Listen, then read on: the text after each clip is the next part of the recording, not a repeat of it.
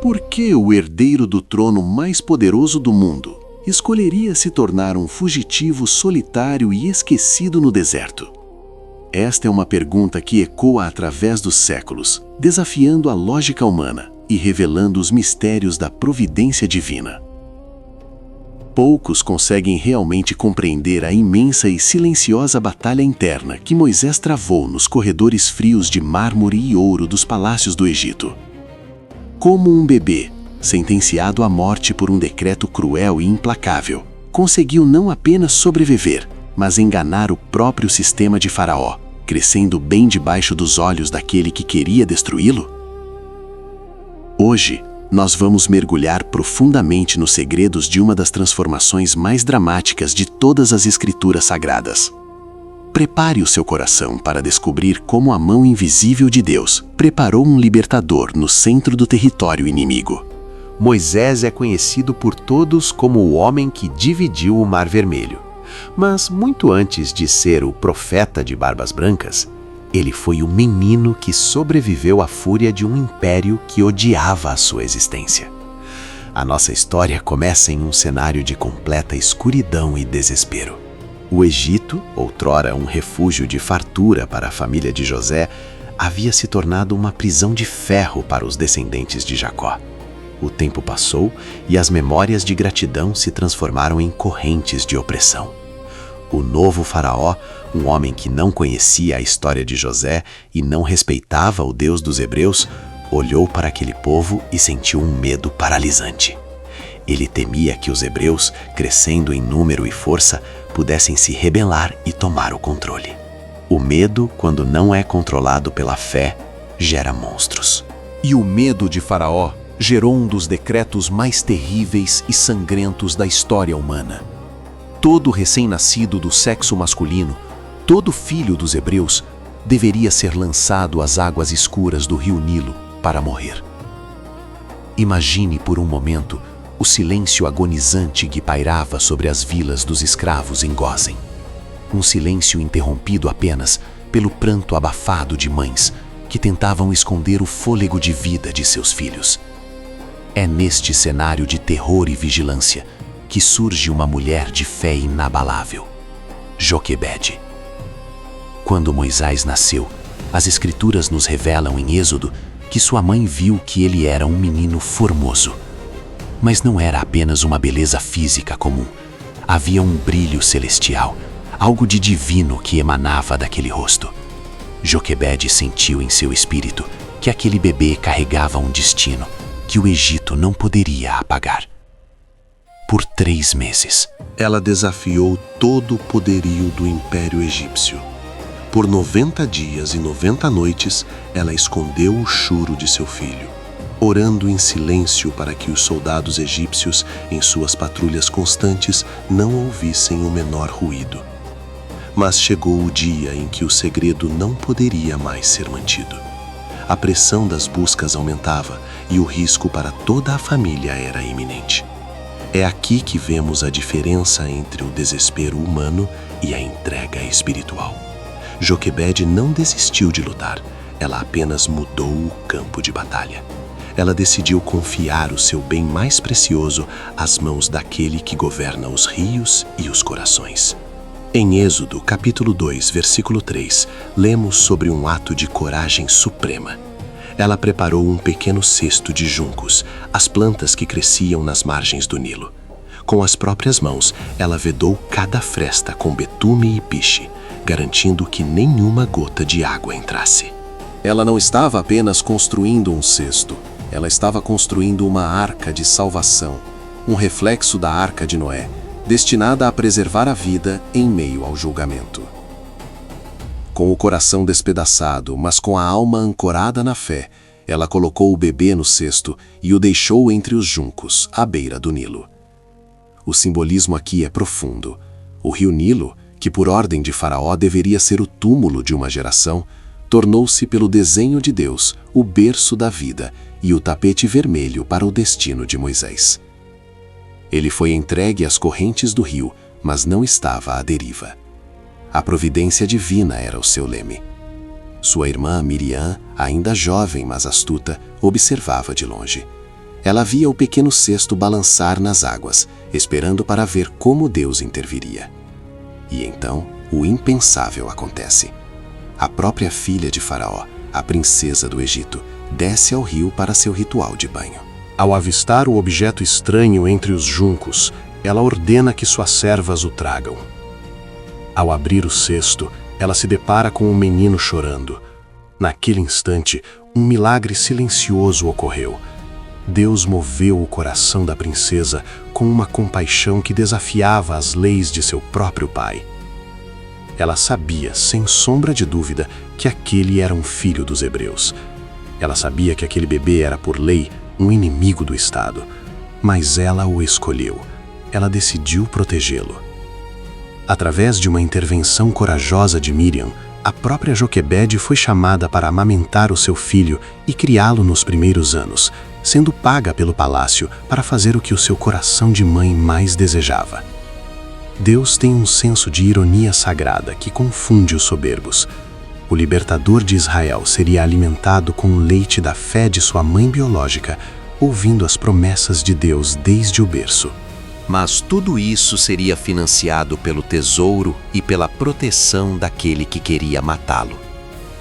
Quando o menino desmamou e cresceu o suficiente, ele foi levado de volta ao palácio e adotado oficialmente. A princesa o chamou de Moisés, um nome que em egípcio remete a filho, mas que em hebraico carrega o significado eterno, tirado das águas. Aquele que foi tirado das águas seria preparado durante os próximos 40 anos para tirar todo um povo da escravidão.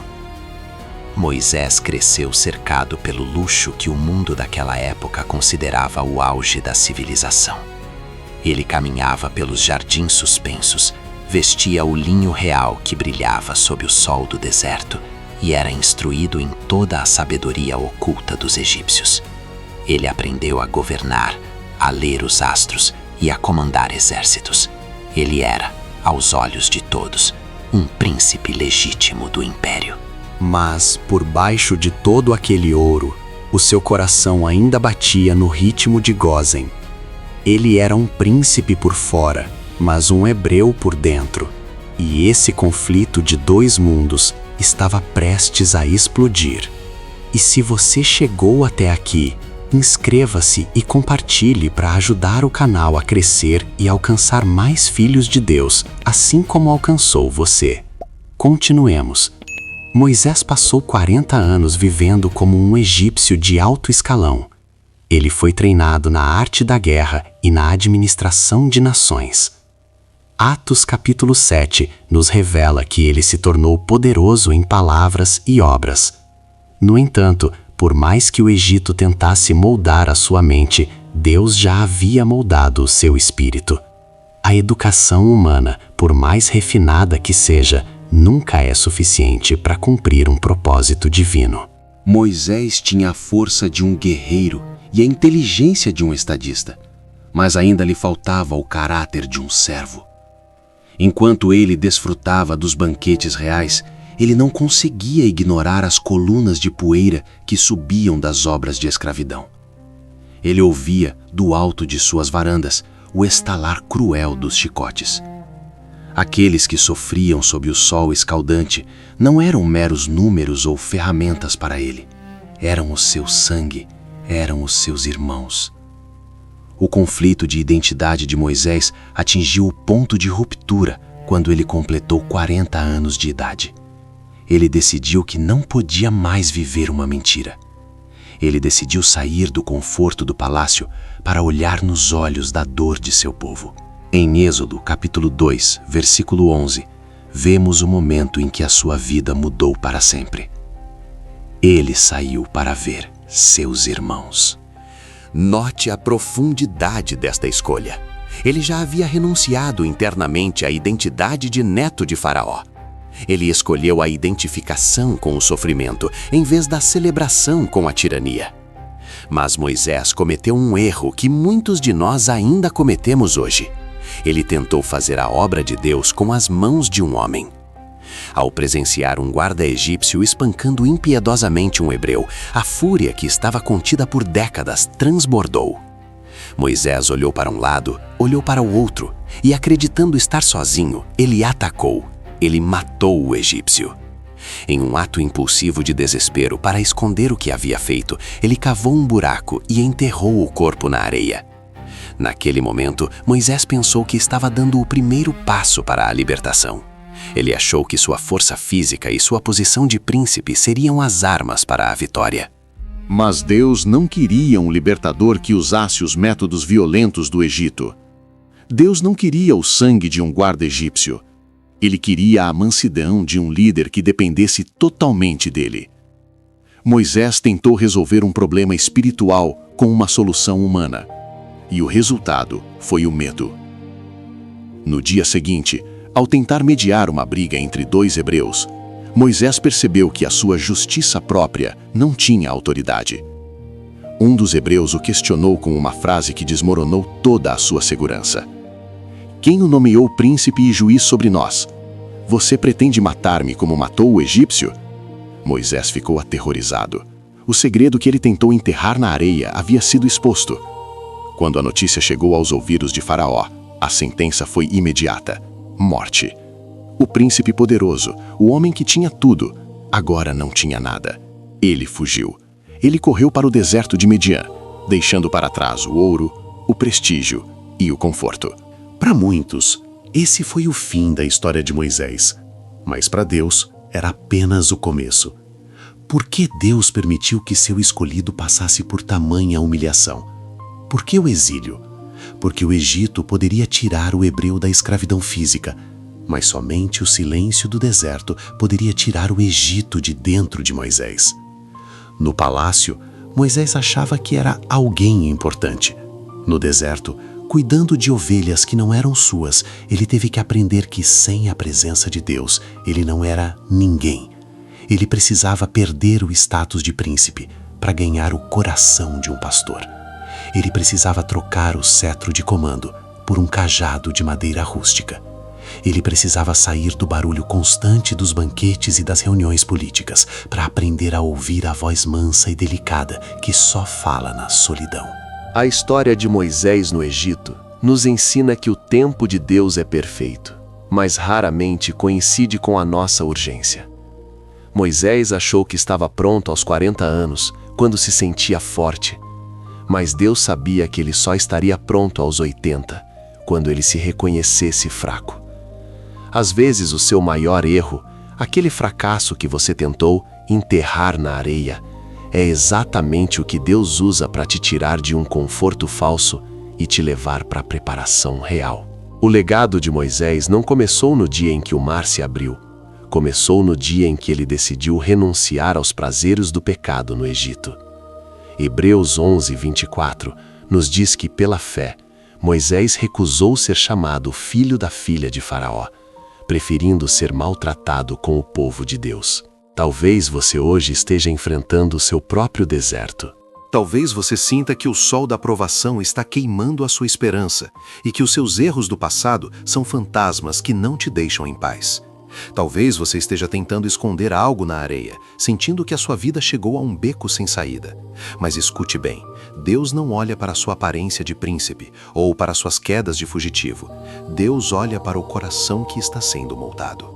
O deserto de Moisés não foi uma punição, foi uma universidade divina. Foram 40 anos de anonimato, para que no momento certo ele pudesse falar com a autoridade do céu diante do homem mais poderoso da terra.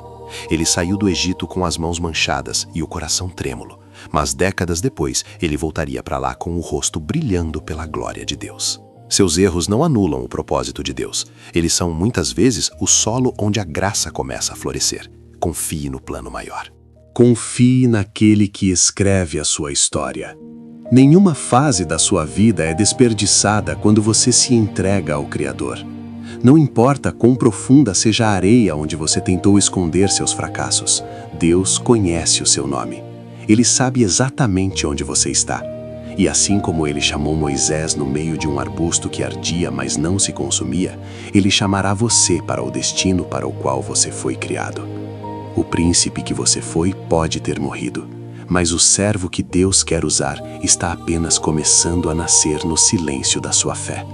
E hoje, se você deseja se reconciliar com o nosso Salvador Jesus Cristo, se você reconhece que precisa da mão dele para te guiar para fora do seu Egito e transformar o seu deserto em um lugar de encontro, comente aqui embaixo com sinceridade: Senhor, guia-me no meu deserto.